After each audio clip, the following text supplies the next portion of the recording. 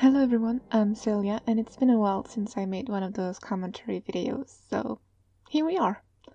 This was the first race with the Gecko after the barge update 0.3.1, which completely changed how objects were accepted. It led to a big evolution of strategies, which might still change in the future depending on how the barge could be tweaked. Speaking of strategies, as always, I'm stealing a lot of ideas used here from other people.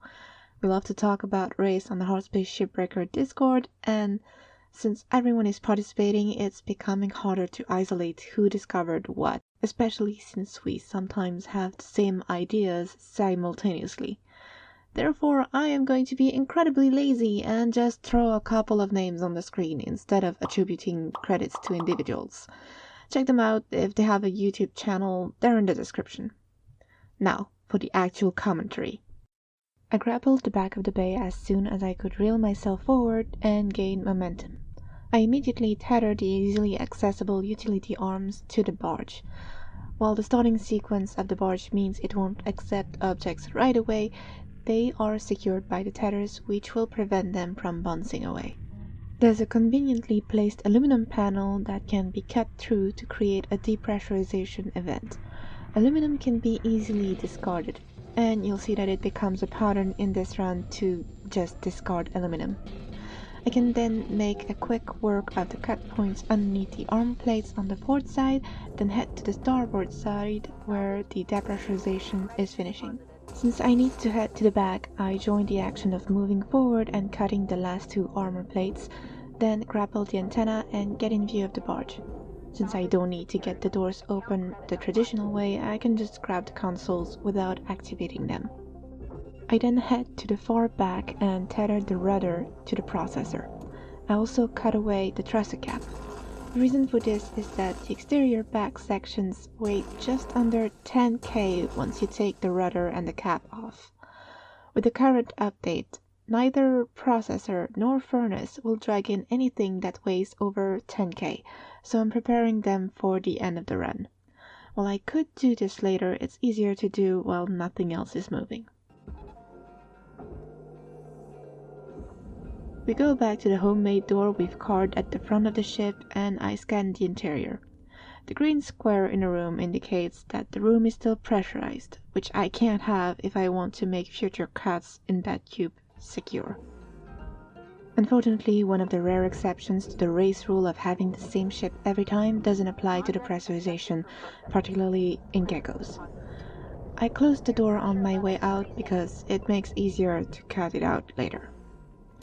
We then get the cut points and the load-bearing light. That light will hold two chunks of nanocarbon together if left untouched, and I need them to move at a reasonable speed with tethers. Since the cockpit was pressurized, I had to make sure not to cut this middle cut point before the ones on the port side of the beam. Those two sides, if separated from each other, will press against each other and prevent the port side nanocarbon from leaving, since the middle section is still attached. If I was to cut the middle cut point first, well, this would happen.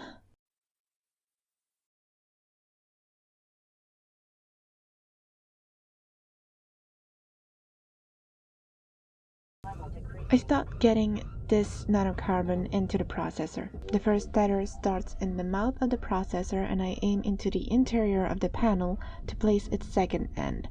That allows me not to waste any time by going around and generally ensures the tethers won't fizzle out. I then get the 3 coolant tanks on the nanocarbon hull, using tethers to detach them and to send them as a whole into the barge. I don't bother doing the same with the coolant tanks on the aluminum hull because it will go in with the rest later. I place one tether on the front of the cockpit to get it to move forward once it is dislodged. It is wedged so tight that I am going to have to force it out. For that, I place 3 demo charges and split saw them.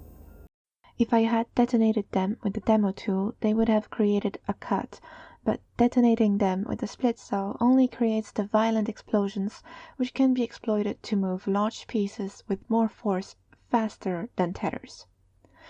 I get the 3 wall terminals detached and leave them there. If I get them to the barge now while they're tethered, they're likely to get scrapped by crashing into each other. Heat spreaders go into the processor for 30K, so I separate this one and get the heat sink into the barge. The tether will also drag the heat spreader until the two pieces detach, so I can easily get a tether between the processor and the heat spreader.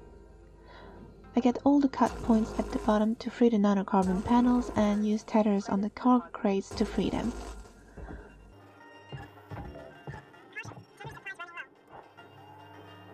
While I'm there, I also tether free the computer. There is no use for it in this race because there isn't any key, and you can't buy them at the terminal in race.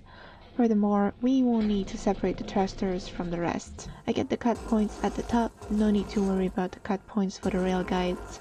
They'll go into the processor with the nanocarbon pieces. I also preemptively cut the glass. No need then more than 2 well-placed cuts on each side to free it. The cargo is in the way of a clean cut for the second glass panel, which I'll get later. I go for the heat spreader on top and the industrial hoist without cutting into the rail guide, which would destroy some of it. For the heat spreader, I move around it because split sawing from this close with the heat sink on my right side tends to make it explode. I also use a tether to detach it, then finish cutting the top cut points on this side.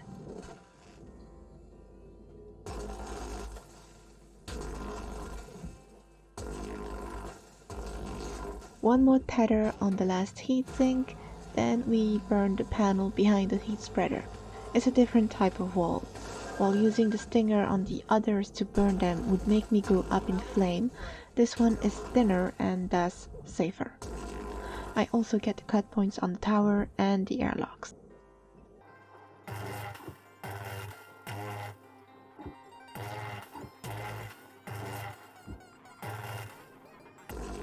Once I move on to the back, I don't forget the lights that hold the panels together and the last cut point at the bottom.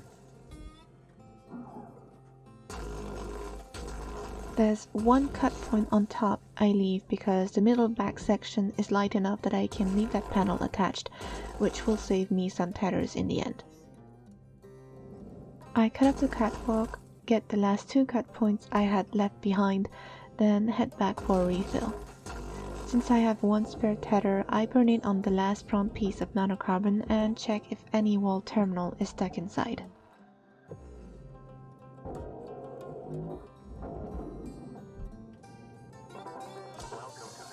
The front piece needs at least 2 more tether to make it inside, so I add them and get the wall terminal floating there.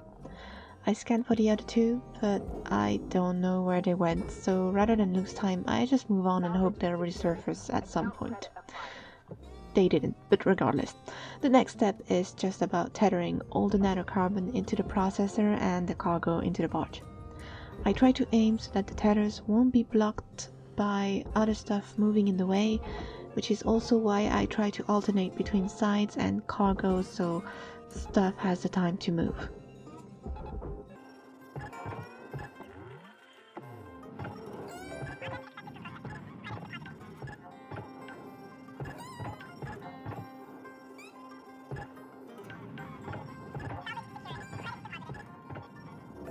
When I go back to the hub for a refill, I'll tend to reel myself in to gain more speed until the last moment, where I'll use a force push to stop instantly. After a while it gets easier to guess how long you have to maintain the force push to slow down enough without being flung backward, but I still get it wrong sometimes. Salvage secured. Account credit applied. While I'm at the front, I get the power generator to the barge. The reason why I bother to detach it here is because it gets the 3 fuses out, and they are much more convenient to grab now than when they are in the barge, because then they would sink to the floor and underneath other objects. I go for them immediately because their sparks are a hazard to my health and, more importantly, to the salvage. They can even zap each other and become worthless scrap. We continue with our tethering, now focusing on the top panels and the few things that still float inside.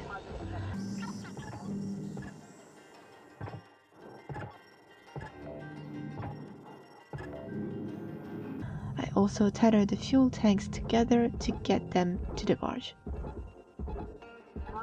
Not being careful can easily lead to an explosion here, but the new barge makes it much safer. Salvage secured.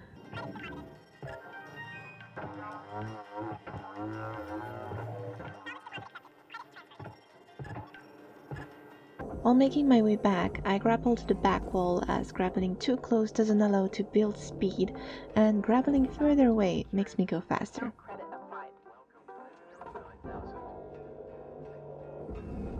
For a moment, I didn't realize the armor plates were still there and almost sent one into the processor, but the red indicator at the bottom of the screen that reads furnace reminded me in time. Bad tethering is especially annoying when previous tethers are still working on other pieces, because cancelling them probably means more trips to the hub.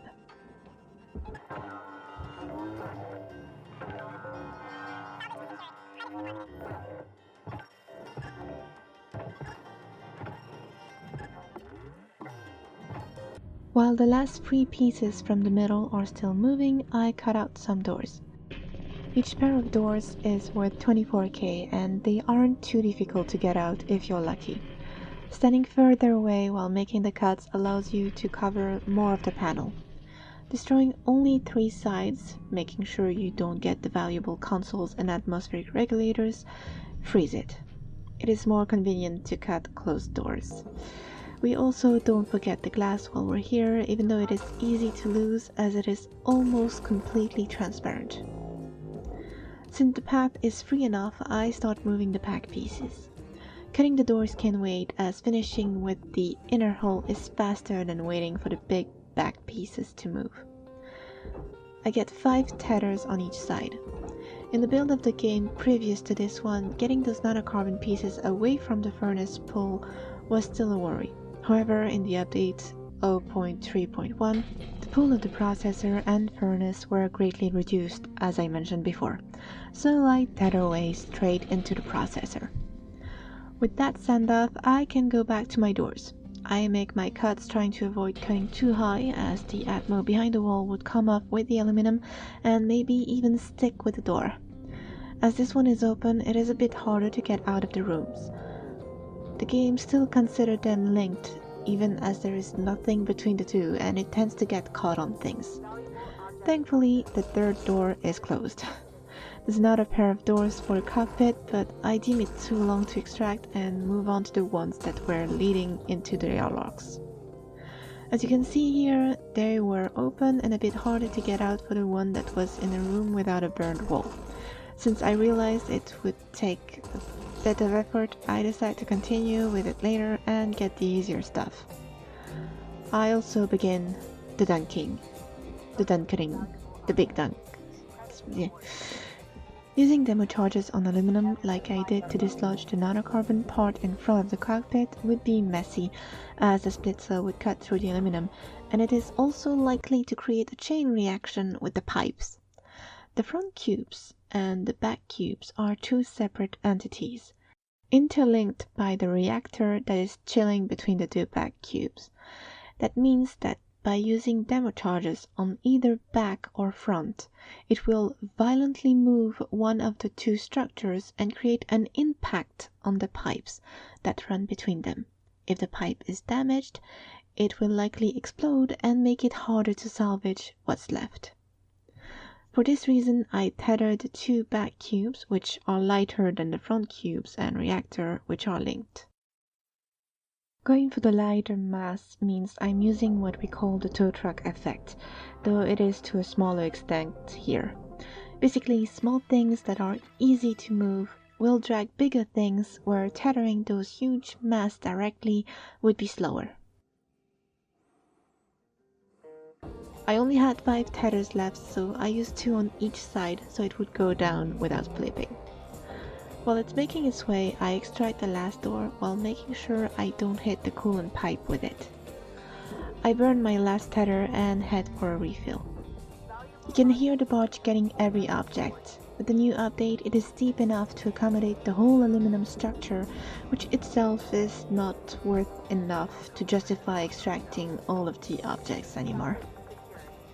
The middle part of the back is lighter than the sides, so it moves relatively quickly compared to the other two, which is why I was fine with leaving it until that point. I get the last chunks of nanocarbon floating around and the thruster caps.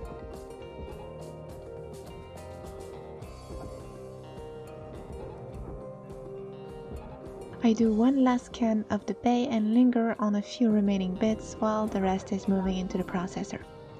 Sometimes stuff like that heat spreader gets caught on the angles of the processor mount, but they can easily be found with the scanner. I would normally check the mass indicator on top of the screen to see if everything has been salvaged.